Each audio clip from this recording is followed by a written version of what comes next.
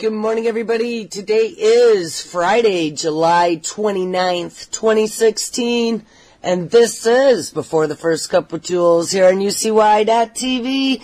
Happy Friday, everyone. It is 65 degrees and very foggy here in upstate New York. Said we're going to have some mega rain this weekend.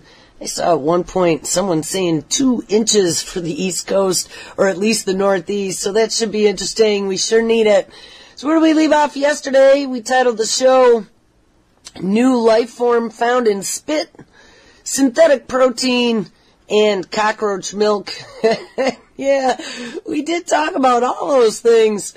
Kind of bizarro that they just found this brand new life form never before seen in the saliva in our mouth. It's a bacteria that lives on top of a bacteria, and we never thought to look for anything like that before. We were finding errant RNA, they said, in different samples. The one that discovered it was the University of Washington Dentistry School, but there had been other labs before that they had said had found it and said they didn't know where it came from. But we were pointing out how interesting it is that this day and age in the 21st century mad science gone mad from every corner of the planet, and they're just discovering, quote unquote, with a big wink next to it, brand new life forms in our mouths as we're eating, breathing, and ingesting things that they let out of the genie bottle a long time ago into the environment for this big science experiment we call Earth. So I don't know about that. You know, what are the chances we have all these first ever, never before seens? Probably, I would say, a good 100, 200, 300 times in the last few years. It's just an amazing time to be alive, isn't it? Maybe we should play the lottery.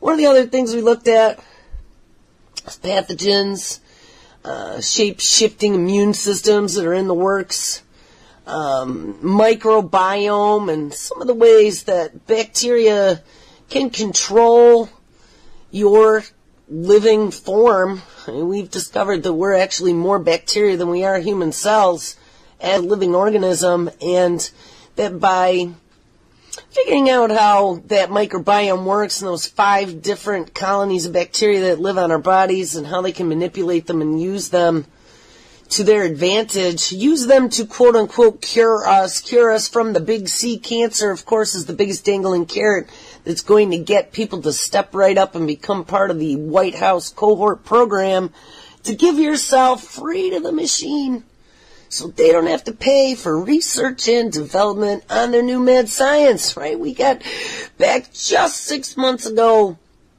we were reading stories about the ethical issues with experimenting on humans, and that was not allowed. That was absolutely not allowed. It was always experimentation on animals, and then they would put some of their new mad science medicine into the Strategic National Stockpile that was made available through Project BioShield, inked by George Bush in the case of an emergency. And remember the quote-unquote pandemic we had back a few years ago for bird flu, I believe it was. Maybe it was the bird swine, dog flu. Never before seen that showed up, and we had to all get our shots because, oh my God, it was spreading so bad, and they stopped keeping track of it even. And then it was such an emergency that Obama declared, because we didn't have enough vaccine, he said, that they opened the doors to the European version, which of course contained squalene. Squalene was not allowed in this country at that time, but in the case of an emergency, we were able to allow mad science to come in to the United States and be applied to the American people. But then we had the Ebola epidemic, and we had measles, and oh my God, little Johnny's Disney vacation was ruined. And because of that, we pitted mother against mother, because your little Johnny is now a contagion. He is a typhoid Mary if he is not vaccinated. But see, this is all a mind game. This is a mind game. Teaching, making people believe that the narrative that they're applying to this mad science, that by getting this injection, it's going to provide you some sort of protection, but Johnny not getting his injection is going to be a threat to you. See, they're pitting us against each other, the modified versus the unmodified, and that's pretty much where we took the gist of the show yesterday looking at especially this new DARPA project that's rolled out now to some universities in Penn U and China and all these different places now are starting to mess around with CRISPRing humans.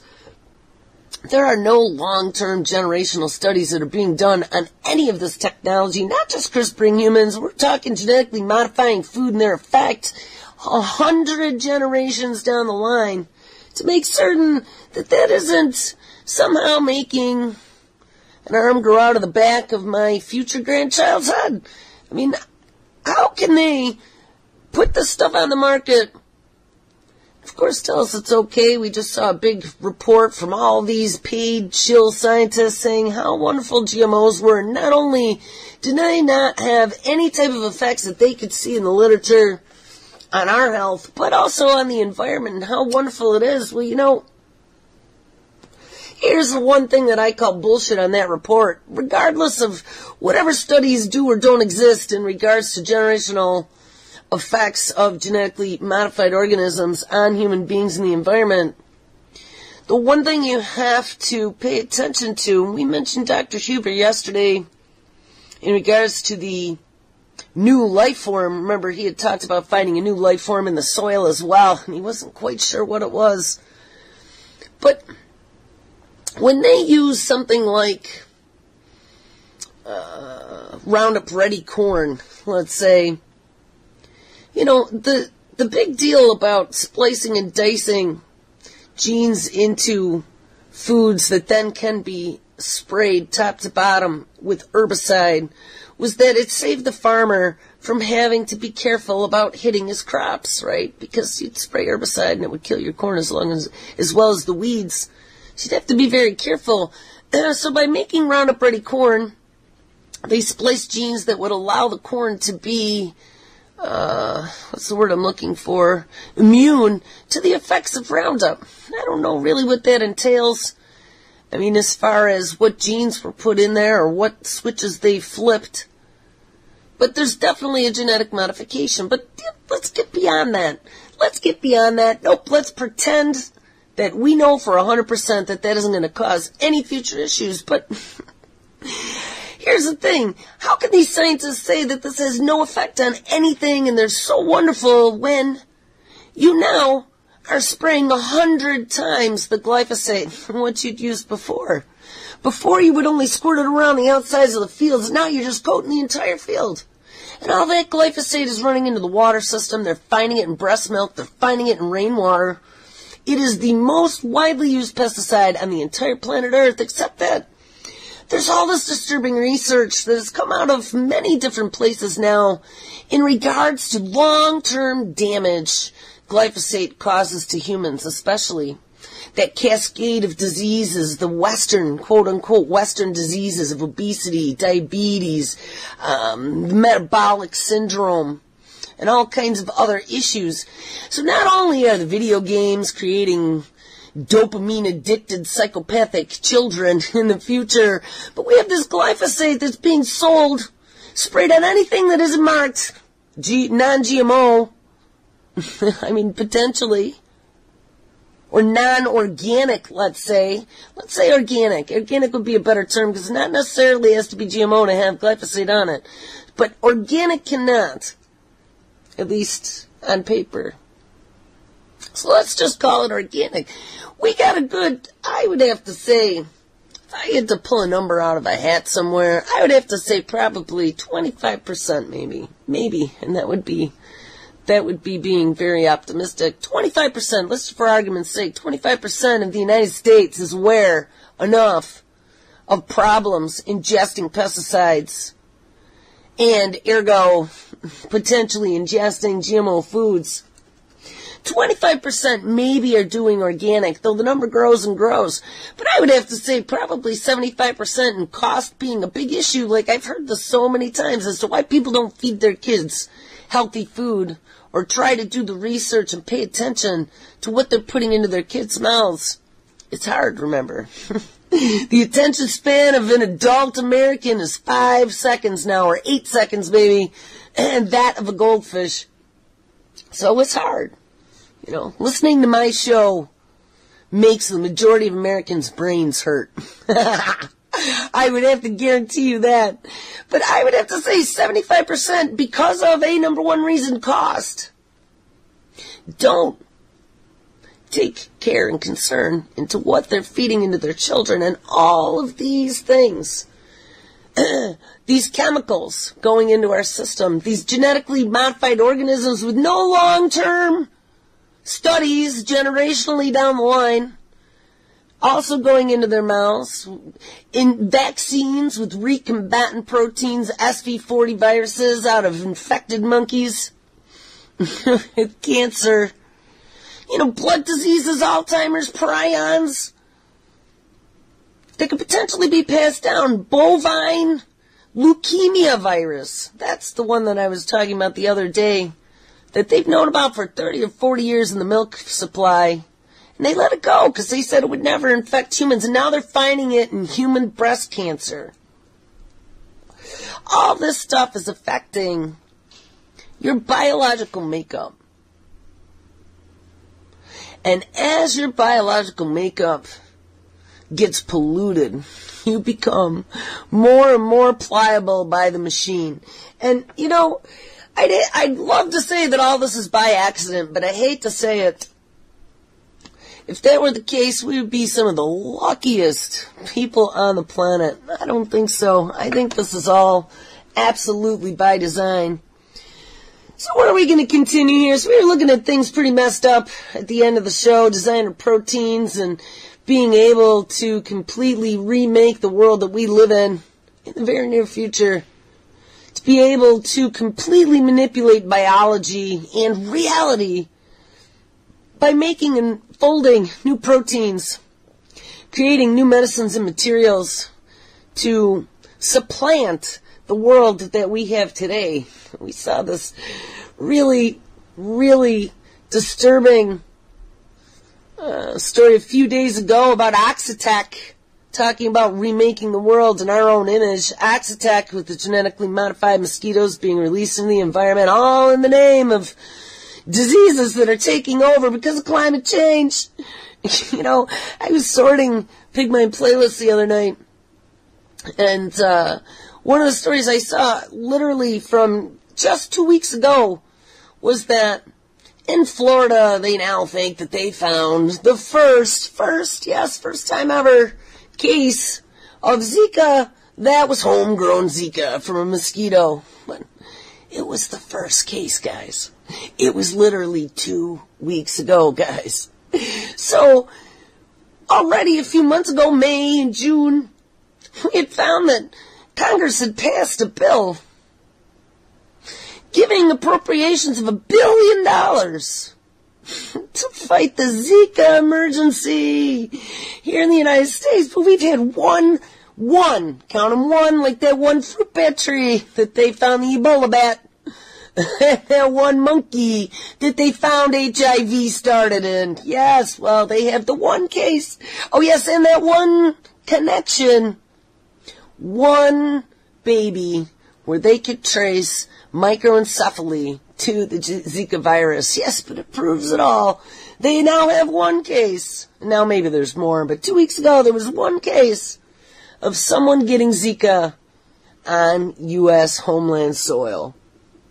Well, you know what? All stops out because they've been to Congress. Oxitec has successfully convinced them to spend the money. They are now pushing in the Florida Keys. So Florida was a great place to get that first case of Zika now, wasn't it? To justify letting them go and to scare the population into submission. Well, Cayman Islands happens to be one place that they scared them into submission a long time ago and convinced them that this was the ecological way, right? No more pesticides. Nope. Pesticides are bad. Bad, bad, bad. So let's release a genetic modification in an insect that we can push out through the entire population using a new tool that uses CRISPR technology called gene drives. Lets us take a genetic modification for, in this case, population suppression or population elimination, our choice, and spread it through an entire species. If we wanted to, we were powerful enough so we could wipe them off the face of the planet And we brought up the argument the other day. First of all, why would we not? If we're so worried about pesticides and damaging the environment, why are we looking at some insanity that we've only done like cursory tests and, tell me all day. I read some of their Oxitec internal documents of all the experiments and how they kind of worked out in the lab with these mosquitoes. And I'm going to tell you it was still done in a vacuum as compared to letting the genie out of the bottle. I mean, they discovered very quickly using tetracycline as the off switch for these beasties. Didn't quite work out so well because tetracycline happens to be very prevalent in the environment through livestock and runoff. So, bullshit, I say. There is no off switch. And you have to be very cognizant because even though there might be a 0.000000000000001 chance that you might get some freaking mutation that could potentially, if the conditions just happen to be right, cause some insanity like monster mosquito sucking the blood of cities up here. You have to worry about that. Kind of like, the 0.0000001 chance that the Large Hadron Collider might open up a time warp or might open up lots of little mini black holes. Yeah, well, that could happen, say scientists, but the chances are so small. I always say somebody always wins the lottery eventually. And if you look at the back of that lottery card, that's about what your chances are to winning that lottery, but somebody always eventually wins. Spin that wheel of other chance and see where it lands, guys. Our number could be up someday. And the more mad science you let go, the more the chances are that one day that pony's going to come in and we are going to have Megalotron. Half electronic, half organic, monster mutant, robot, AI, thinking skin job that comes to your house to take your guns and give you an injection via drone. I mean, it's just to the point of beyond comprehension, I think, for me. Sometimes when I start going through these stories, lately, I've just had to stop. I've had to turn it off because the implications and the dotted lines and the black Sharpies all go into that one point called complete and utter destruction of biology 1.0 is becoming very apparent to me. And the sad fact of the matter for me is, despite any of the preps that you've made in the last 16, 18 years, for any of you out there like me who are aware of the Y2K potential to be catastrophic, people think that was a big bust. I think it was a good sales opportunity for my industry, my former industry. We all had money flying out of the sky back in those days. Good old Billy Clinton's tenure in office. But there were lots of issues. I mean, the reason why we didn't have something catastrophic happen potentially could have been that most of that equipment did get replaced. But, back from those days, we started thinking about the potential of being wiped off the face of the planet accidentally, wink, or intentionally. Maybe that was like that was the kill switch if need be. But we prepped for a lot of things. People bought silver, people bought food, people bought ammo, people bought guns, people bought bunkers, people did all kinds of things. And we're faced with an enemy now that no matter what you did, no matter what you prepped for, earthquakes, asteroids, think about what's going on right now under the covers. Think about synthetic biology.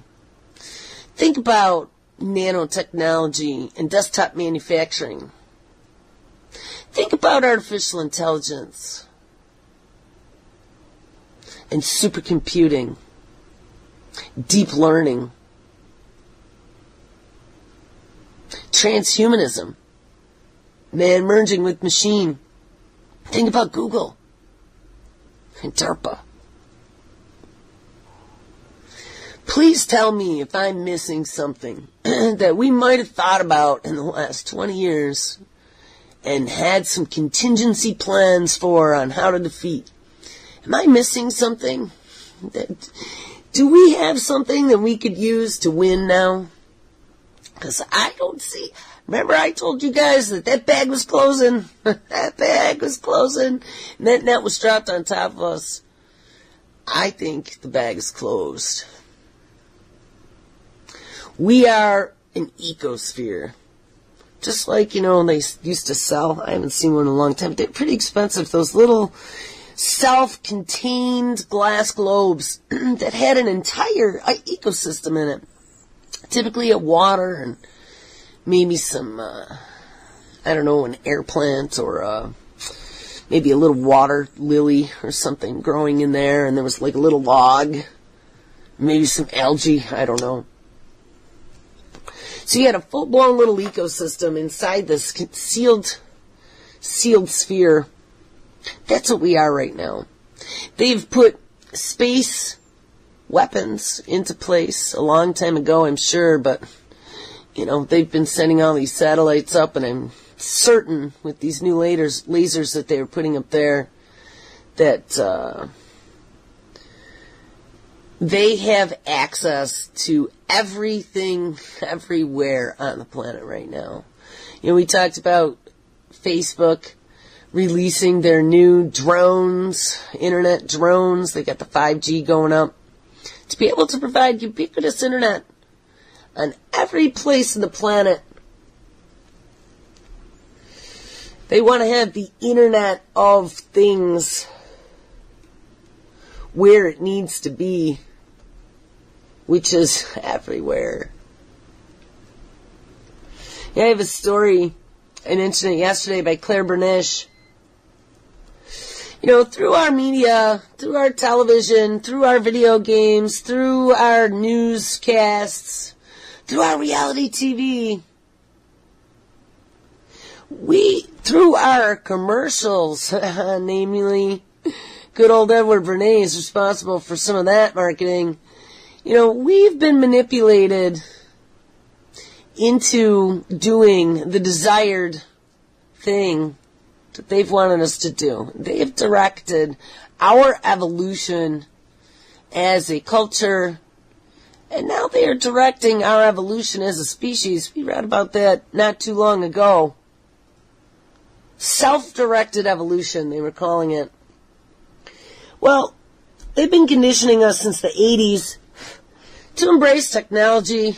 I've talked about that before. My whole youth was about the future, science fiction. I just loved it so much. The promise of the future. And then one day, we realized that we were duped. Not everyone, because a lot of my friends, are still chasing after that dangling carrot that was promised by selling your friends and family, your children and future grandchildren to the machine. Because that's what's happening right now.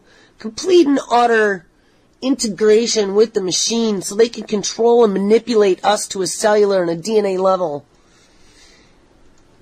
But they've been able to condition us to love the machine, right? We love our enslaver.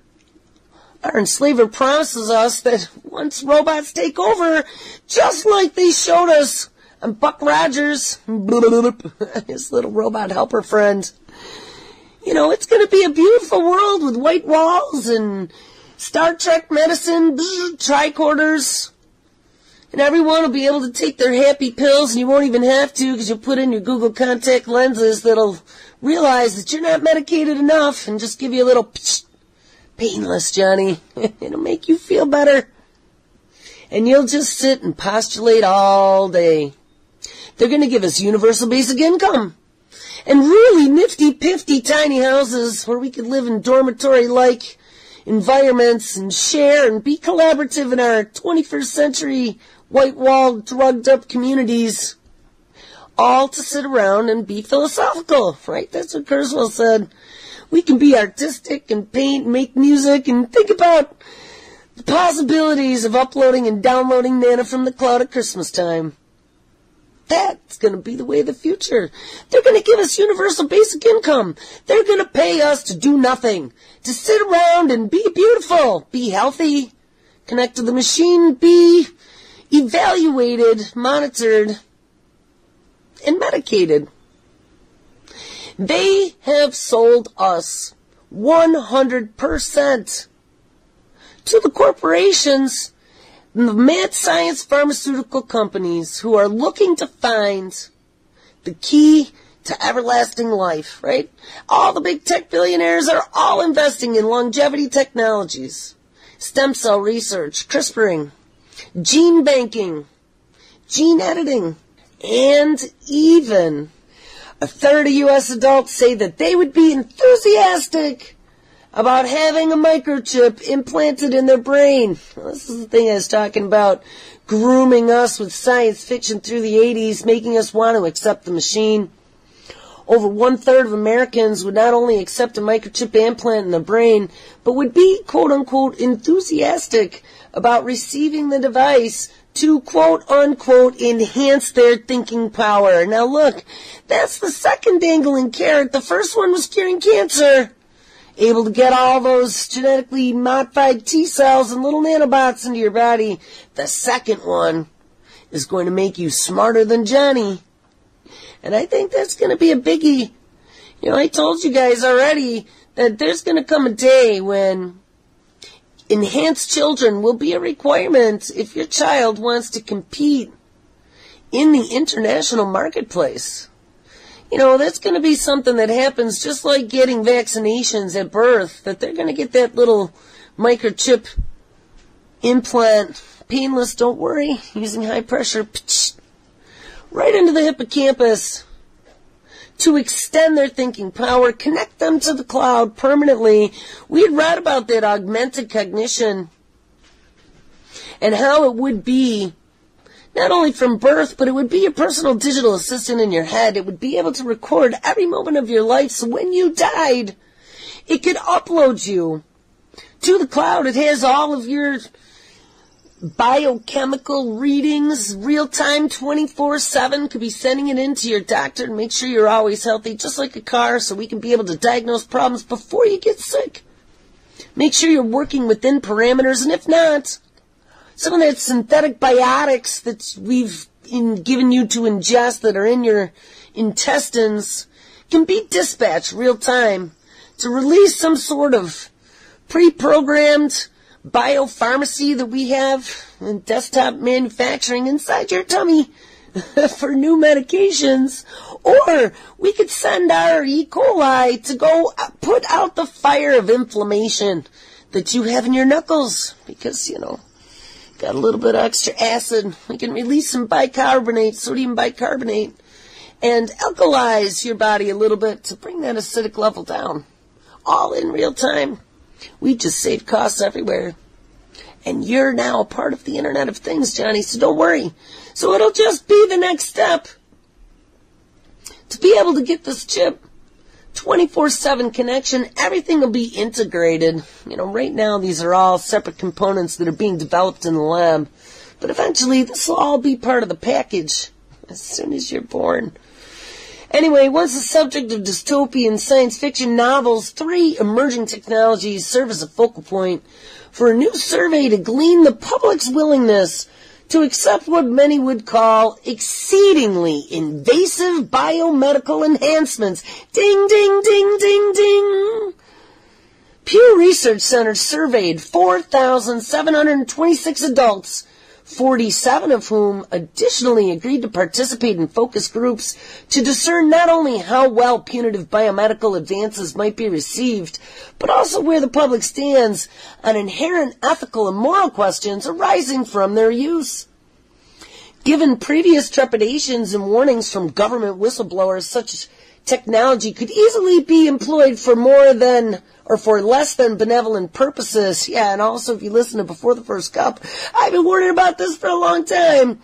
Results proved a startling level of both acceptance and eagerness, and I'm going to add brainwashingness, to take the chip. I mean, guys, if there ever was a time for being afraid of taking the chip. If there ever was a time, where you've read some crazy prophecy out there about the mark of the beast, I would say that we are about at that time. We are being usurped, and we are being rewritten and redesigned in someone else's image from what we originally were. I would think if there ever was a time, it was now. So keep in mind, every one of these technologies, while not yet widely available for elective use, and that's what I said, is not commercialized yet, but it doesn't mean it's not happening behind closed doors, are being actively developed. And though the majority of those surveyed expressed reservations for their youths and otherwise healthy people, a significant number essentially said, "Sign me up, Johnny." This is pretty twisted.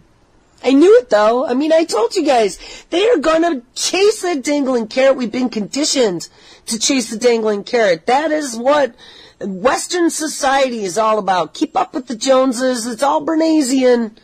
Buy, buy, buy. Consume, consume. Because if you don't, you fall off that train, you're a nobody.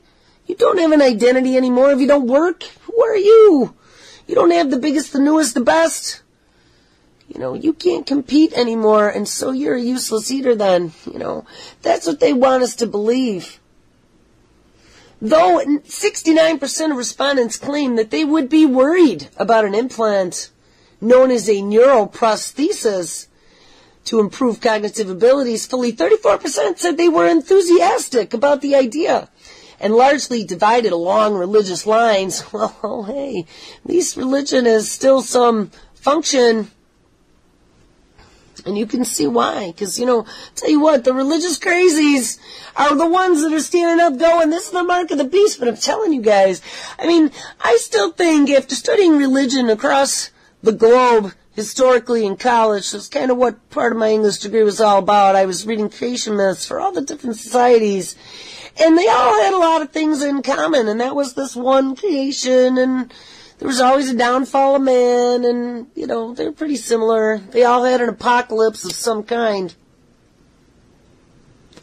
But the whole story of the fallen angels, and then trying to make the world in their own image, and wanting to rebel against the grand creator and make things different, because we had such hubris.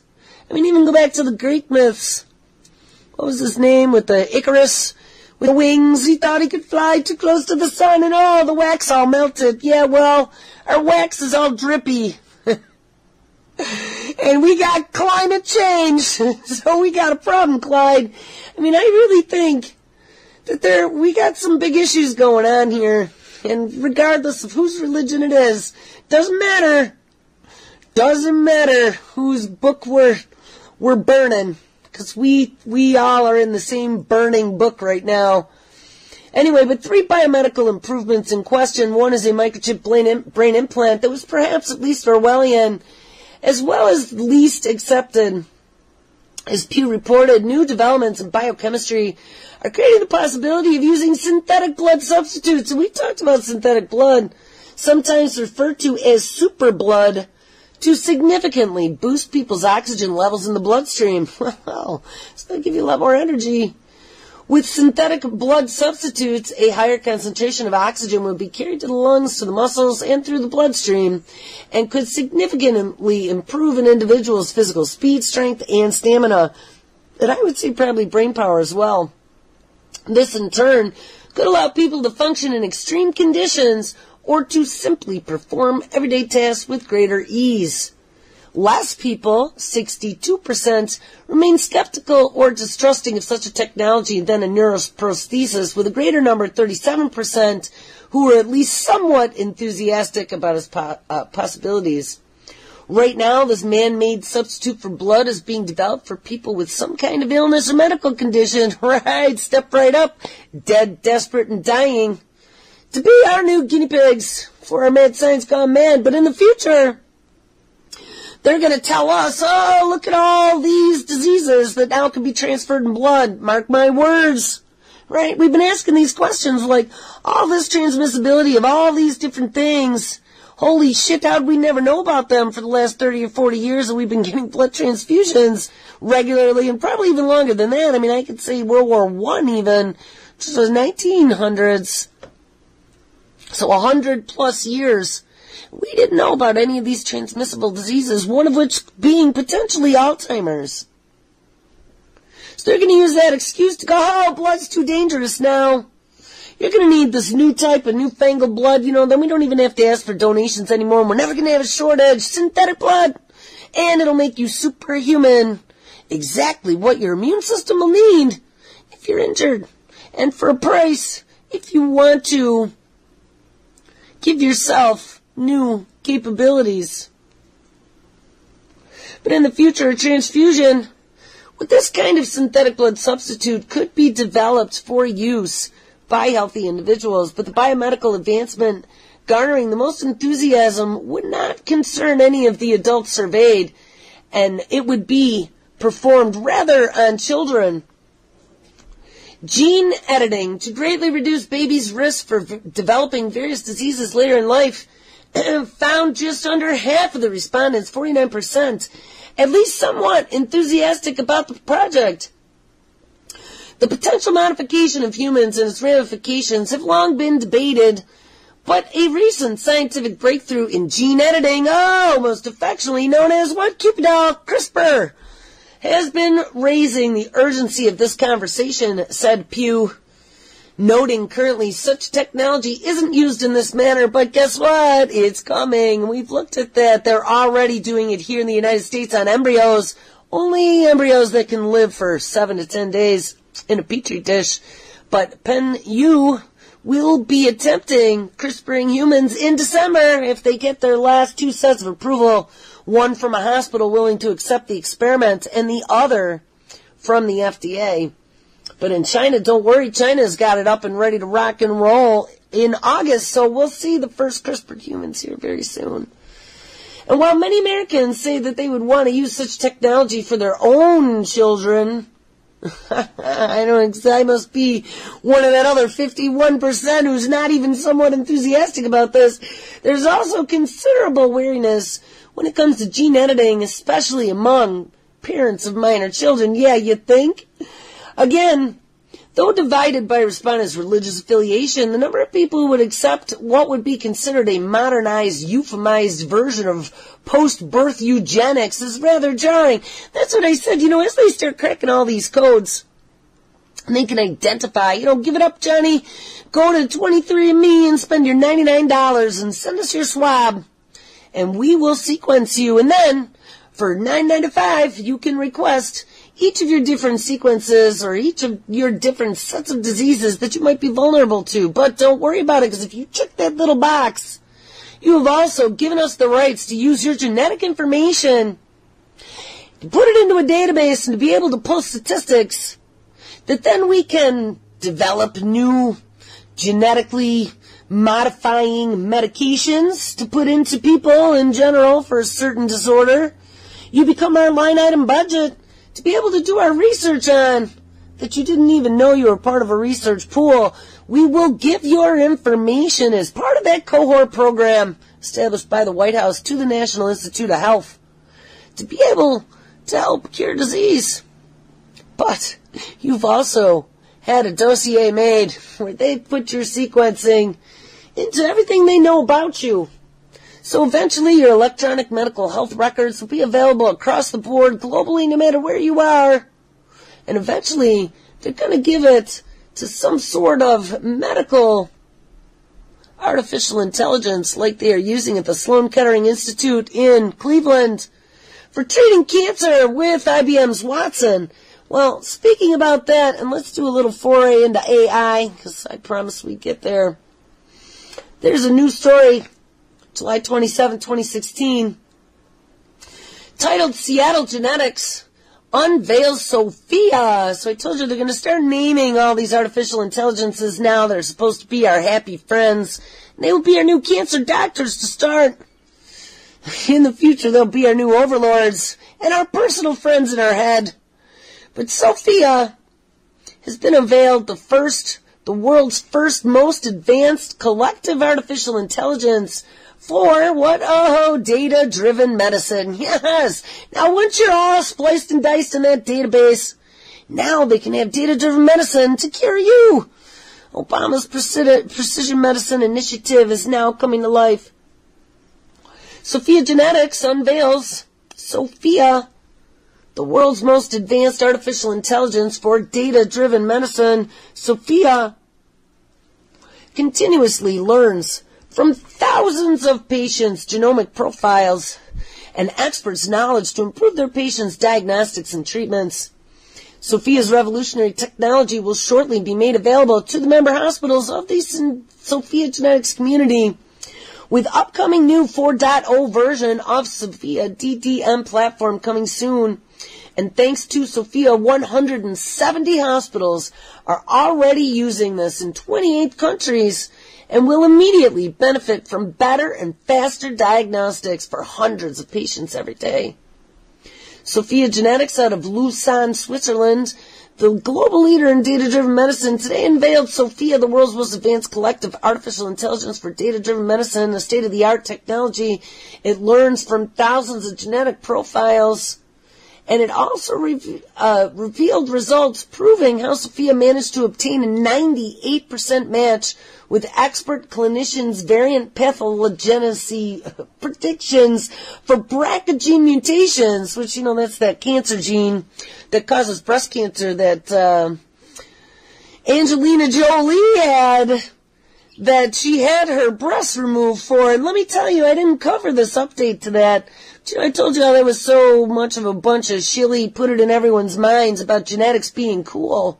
Give it up to the machine. But I just saw, talk about, feeling like a fool if Jolie really did that. Because they now think, since they've targeted that BRCA gene, that they can turn it off. So, if there ever was a time to line up to the machine, I'd say Angelina Jolie should probably go get that gene turned off. And then get some synthetic stem cell, petri dish grown 3D printed. I don't know. It's horrible. But it's just, the whole thing is just horrible. We are a big experiment. I hope if there's anything that I've illustrated to you, we've been sold, bagged and tagged. And we are just now the rat in the cage. And we're locked up. Anyway, so the Sophia is going to be diagnosing not just cancers, but everything else. And then Portland startup lands some angel funding, set to introduce Nigel. There's a Nigel coming as well. The story was released on the same day, July 27th, 2016. Portland-based artificial intelligence startup Chimera Systems has secured a round of angel funding that could be the start of something very, very big. That is, the funding could be a precursor to a more capital in the near future, and the company isn't disclosing the amount raised. However, regulatory filings with the SEC show the Chimera sought to raise $458,000, and as of July 7th, $258,000 have been collected. Founder and CEO Monir Shita declined to get into the details of the funding other than to say that it was comprised of private investors and AI like Siri are programmed to solve certain problems. Give her a question she can't deal with and she can't respond. But AGI, which is his new system, the idea is that machines have the capability to observe the world, learn from it, ding, ding. Remember, I told you about these evolving computers they have now and this deep learning, multi-layered AI, supercomputing to the nth degree. Both Google and Microsoft have been working on it. Well, all they need is visual input, which they have with cameras, audio input, which they have with microphones, and some deep learning. And you have an entity that is starting to develop. But yeah, AGI is the idea that machines have the capability to observe the world, learn from it, comprehend it, and then use the knowledge to do things. Oh, remember that new Zenbo robot? Zenbo like Jibo, but Zenbo is going to have this advanced learning inside of it, and it's mobile in your house. Look out, it's coming. I think they're only going to be like $5.99 or something as well. So the price point might be right to have your new little robot buddy, AI buddy, running around at home. Anyway, Sheeta and his team says that they have built a working version of their AI, and they've called it Nigel.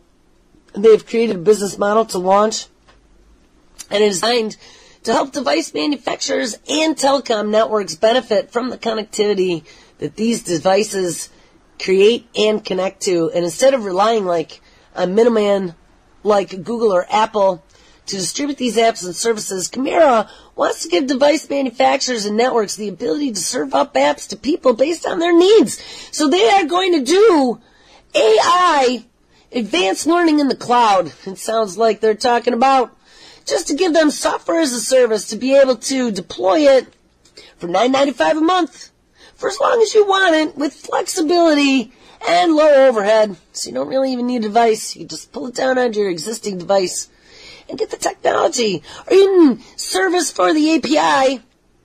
You could utilize that API and build it into your application so your application is smart like Nigel.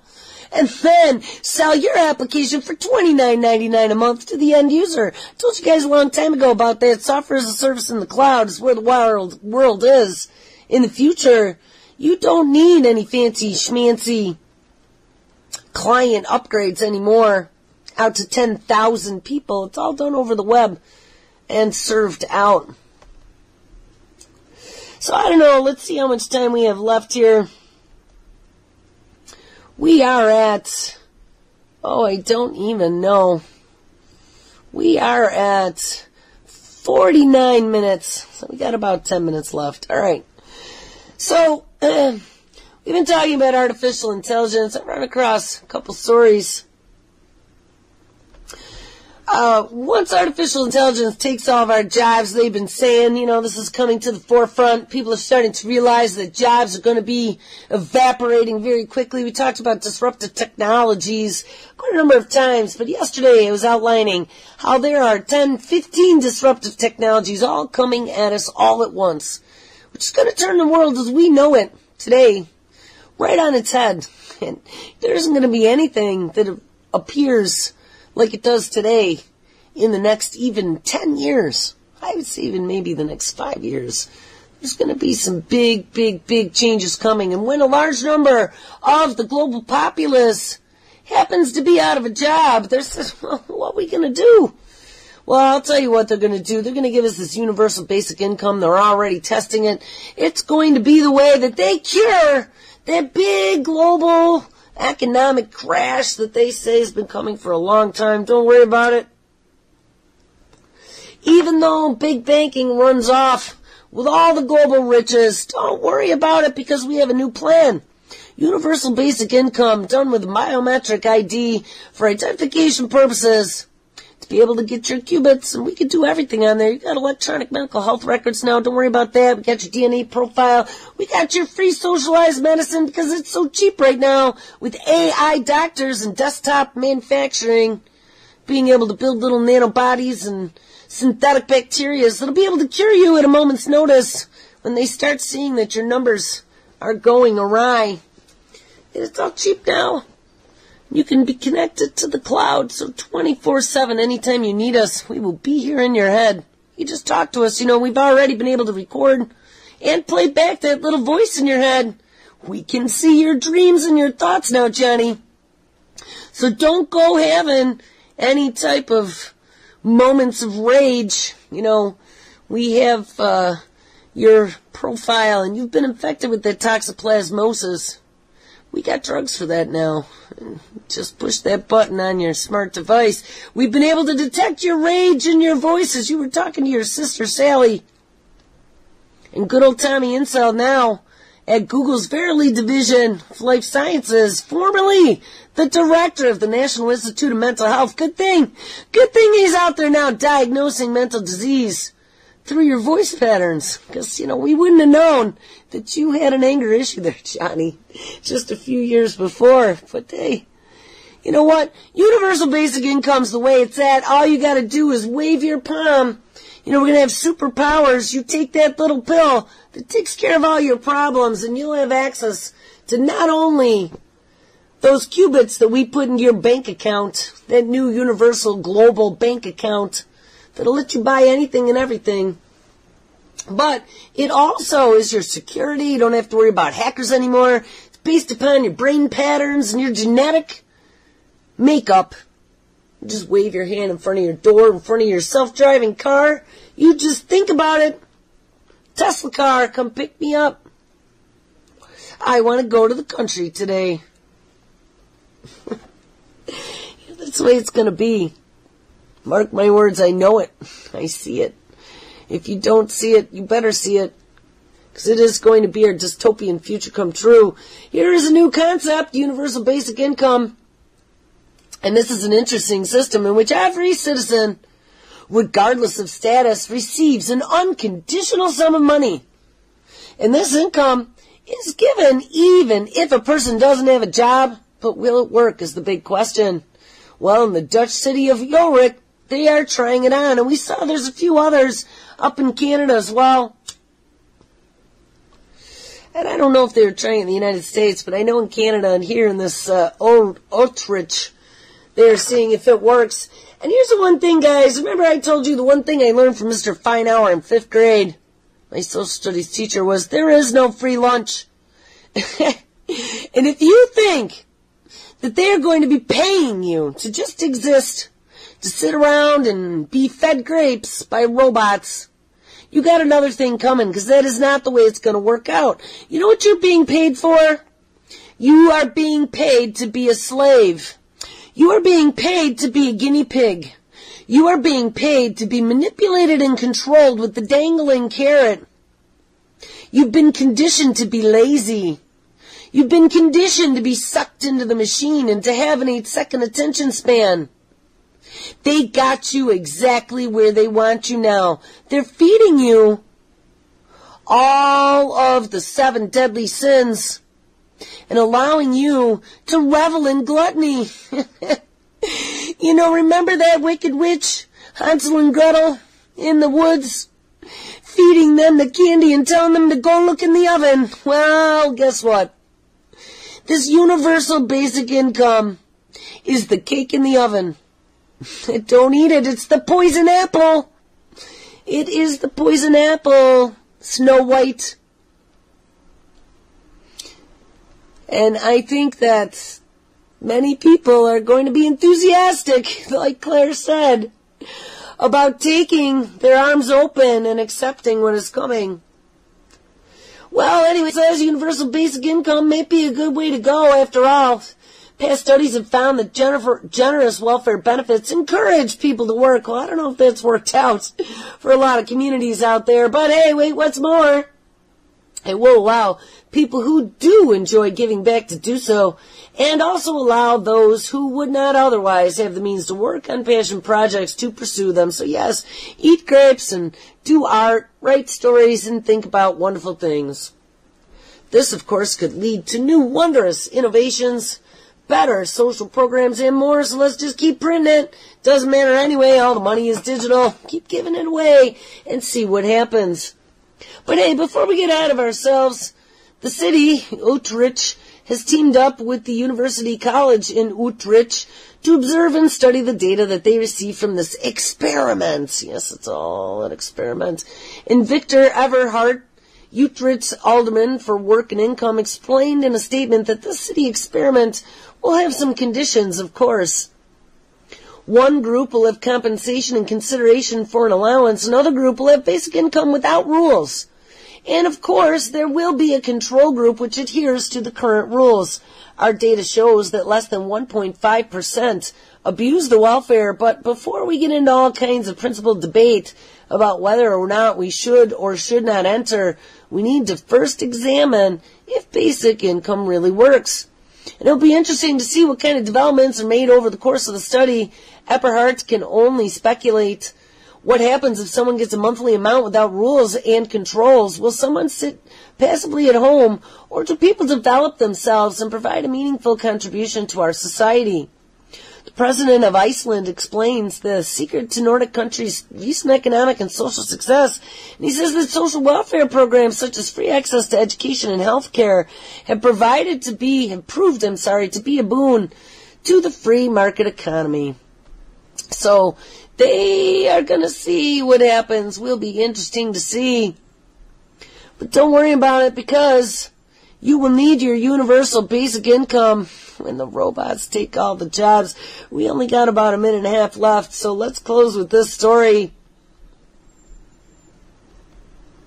Scientists are now teaching robots how to hunt down prey. So not only will you not have jobs as a journalist or a lawyer, what do we find out his name was? Clyde, something like that.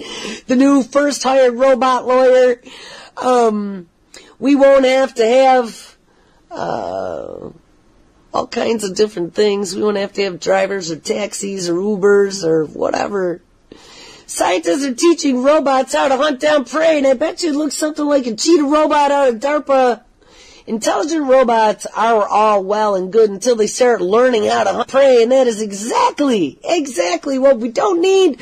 But the scientists at the Institute of Neuroinformatics at the University of Zurich in Switzerland did. See, look at what happens when you give those people free basic education and innovation. They create robots who like to hunt. Hopefully they don't like to hunt humans. They taught a robot to behave like a predator and hunt prey.